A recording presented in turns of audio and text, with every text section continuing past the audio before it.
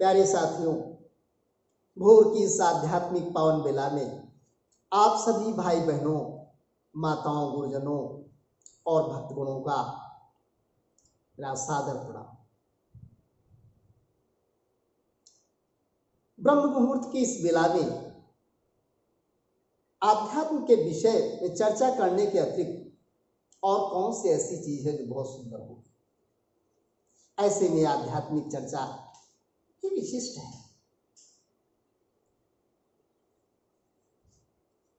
आपका स्वागत है हमारे इस महाभागवत पुराण में। आजकल हम एकादश स्कंध के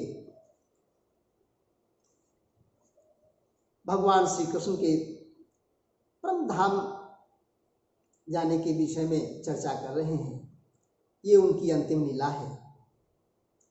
हमने पार्ट 1, पार्ट 2 में भगवान की मनसा और उन्हें अब क्या लीला करना है, और ये भी हमने बताया कि ब्रह्मा आदि देवताओं ने उनसे क्या आग्रह किया। पार्ट 2 में हमने ये भी आप लोगों को बताया था कि उनके प्यारे सखा मित्र उद्धव वो विरह से व्याकुल है। भगवान श्री कृष्ण का इस तरह प्रस्थान करना, महाप्रयाण करना उनकी विरह वेदना है। वो नहीं चाहते कि हम यहाँ रह जाएं, भगवान जाए, वो भी साथ चलना चाहते थे। तो भगवान श्री कृष्ण उनको उपदेश देते हैं और जीवन और जगत के रहस्यों को, आध्यात्म के रहस्यों को समझाते हैं और आज्ञा भी देते हैं कि अब आपको क्या करना चाहिए। तो ये भी एक गीता है। इसे हम कहते हैं उद्धव गीता। कुरुक्षेत्र में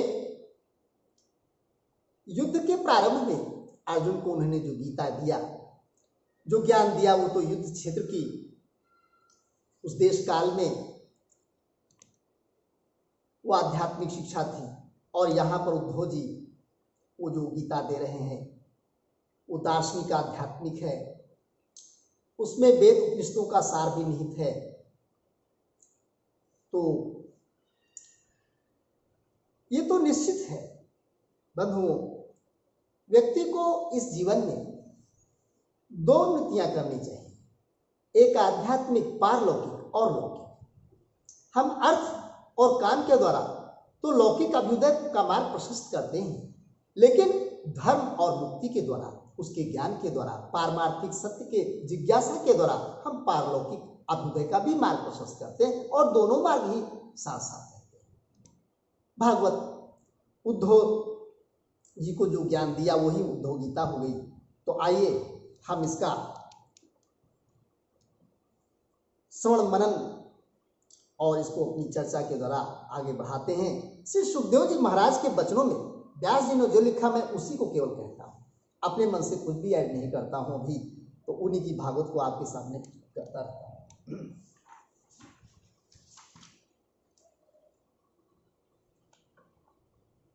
श्री भगवान वाच यदाथ माम महाभाग तच्चिकीर्षितमेव मे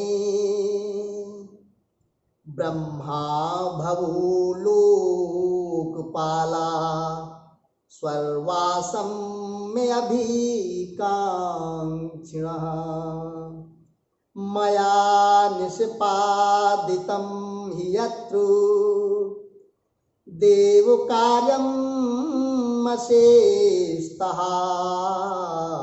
यदर्थम् अवतीर्णोऽहं अंशेन ब्रह्मणार्थितः। हे महाभाग्यवान उद्धव, तुमने मुझसे जो कुछ कहा है मैं वही करना चाहता हूं।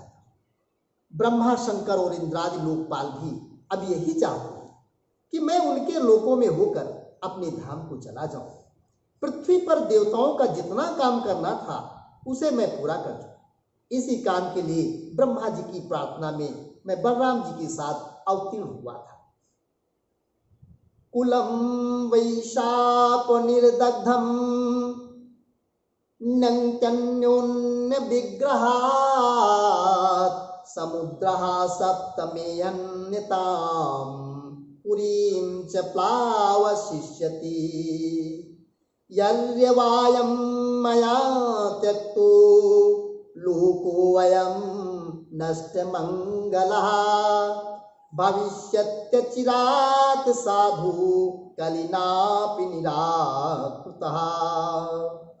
अब ये रघुवंश जो ब्राह्मणों के शाप से भस्म हो चुका है, पारस्परिक फूट और युद्ध से नष्ट हो जाएगा। आज के 7वें दिन समुद्र इस पूरी द्वारका को डूबे देगा। ए चारि उद्धव, जिस क्षण मैं मर्तलोक का परित्याग कर दूं उसी क्षण इसके सारे मंगल नष्ट हो जाएंगे और थोड़े ही दिनों में पृथ्वी पर कलयुग का बोलबाला हो जाएगा। नवस्तव्यम त्वय्येव मया त्यक्ते महीतले जनोर्धम रुचिर्भद्रो भविष्यति कलो युगे त्वं तु सर्वं परित्यज्य स्नेहं स्वजन बंधुषु मय्यावेश्य मनः सम्यक् समदृग् विचरस्व गाम्। अब तुम अपने आत्मीय स्वजन और बंधु बांधवों का स्नेह संबंध छोड़ दो और अनन्य प्रेम से मुझ में अपना मन लगाकर समदृष्टि से पृथ्वी में स्वच्छंद विचरण करो। इस जगत में जो कुछ मन से सोचा जाता है, वाणी से जो कुछ कहा जाता है, नेत्रों से जो कुछ देखा जाता है और श्रवण आदि इंद्रियों से अनुभव किया जाता है, वो सब उद्धव जी नाशवान है, सपने की तरह मन का विलास है।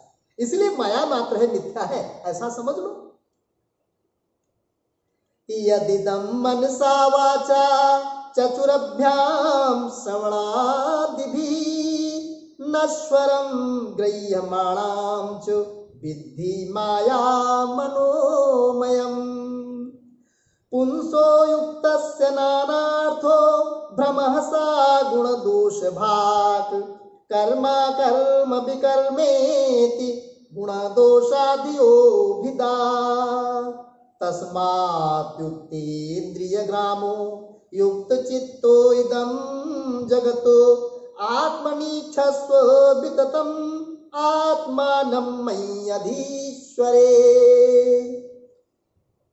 जिस पुरुष का मन अशांत है, असंयत है, उसी को पागल की तरह अनेकों वस्तुएं मालूम पड़ती हैं। वास्तव में ये चित्त का भ्रम ही है। नानत्व भ्रम हो जाने पर यह गुण है और ये दोष है, इस प्रकार की कल्पना करनी पड़ती है।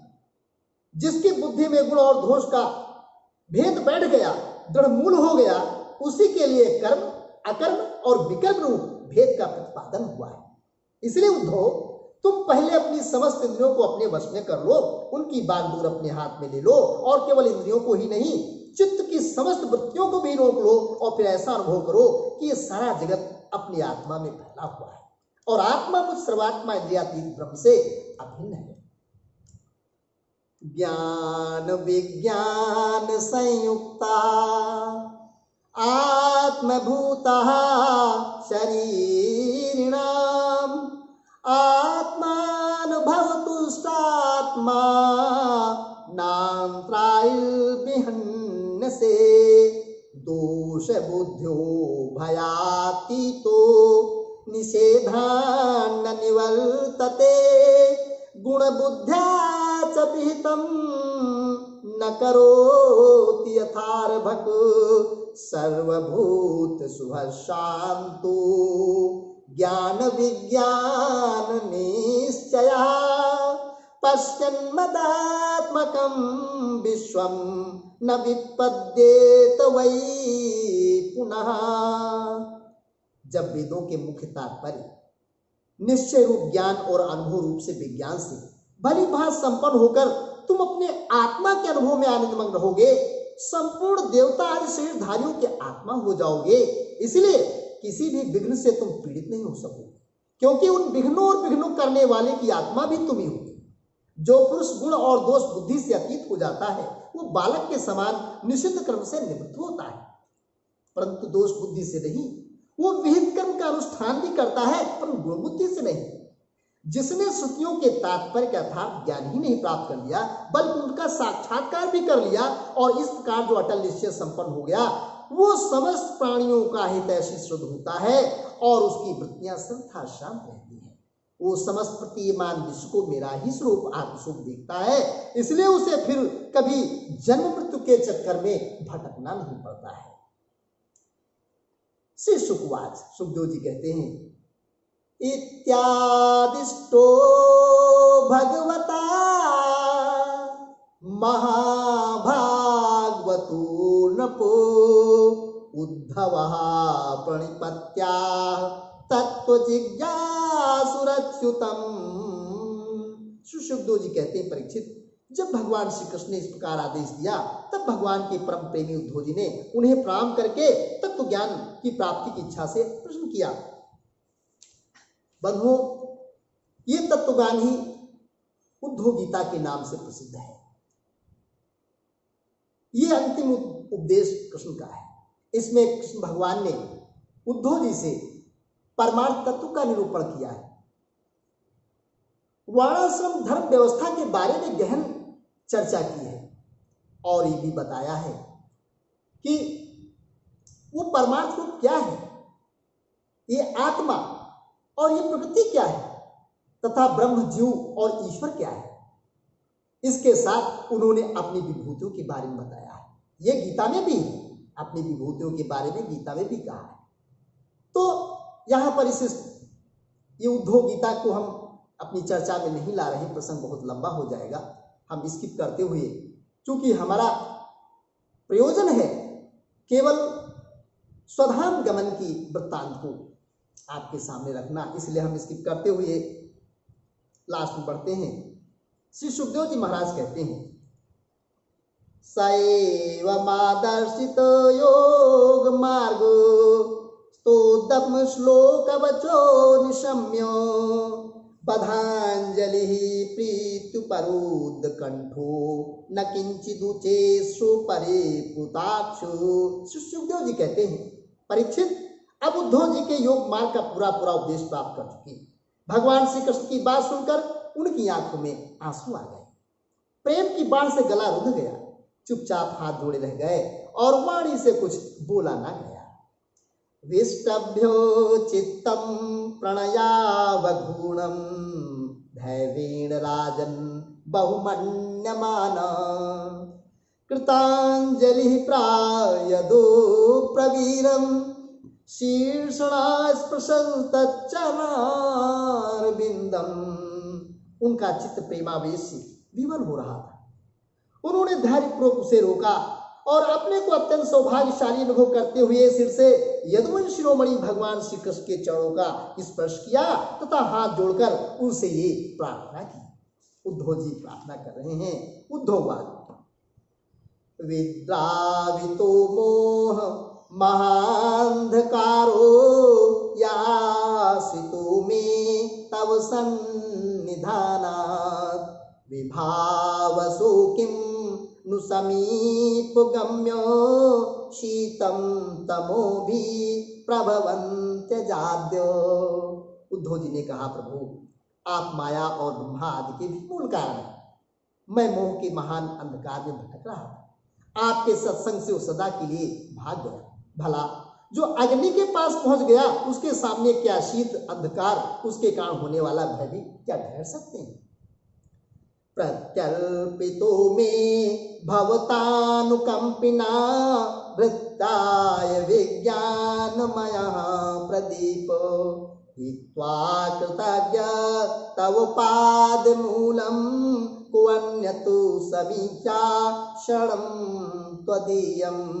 हे भगवान, आपकी मोहिनी माया ने मेरा ज्ञान दीपक छीन लिया था, परंतु आपने कृपा करके वो फिर आपने सेवक को लौटा दिया। आपने मेरे पर महान अनुग्रह की वर्षा की। ऐसा कौन होगा जो आपकी इस कृपा प्रसाद का अनुभव करके भी आपके चरण कमलों की शरण छोड़ दे और किसी दूसरे का सहारा ले ले।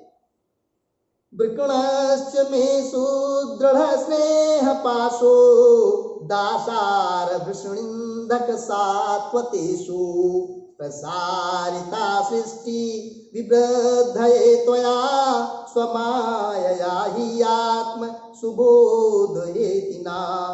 आपने अपनी माया से सृष्टि पृथ्वी के लिए दासार वृषणी अंधक और सात्वतवंशी यादों के साथ मुझे सुदृढ़ स्नेह पास से बांध दिया। आज आपने आत्मबोध की तीखी तलवार से उस बंधन को अनायास ही काट डाला। महायोगीश्वर, मेरा आपको नमस्कार है।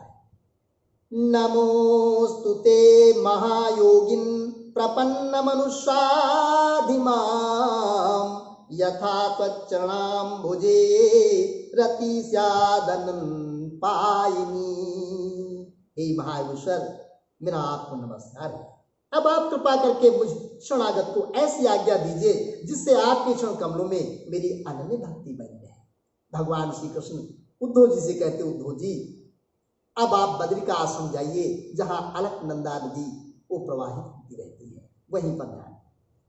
भगवान श्री कृष्ण ने कहा, गच्छोद्धवो मयादिष्टो बद्र्याख्यां ममाश्रयम् तत्र मत पाद तीर्थो दे स्नानोपस्पर्शनै शुचै ईक्षयालकनन्दाया विधूता शेष कल्मषः वसानो वल्काल्याङ्ग वन्यभुक् सुखनिस्पृहा तितिक्षुद्वन्द्व मात्राणां सुशीला संयतेन्द्रियः शांतो समाहितो धिया ज्ञान विज्ञान संयुता मत्वनुशिक्षितं यत्ते विविक्तम् अनुभावयन् मय्यावेशित वाक्चित्तो मद्धर्मो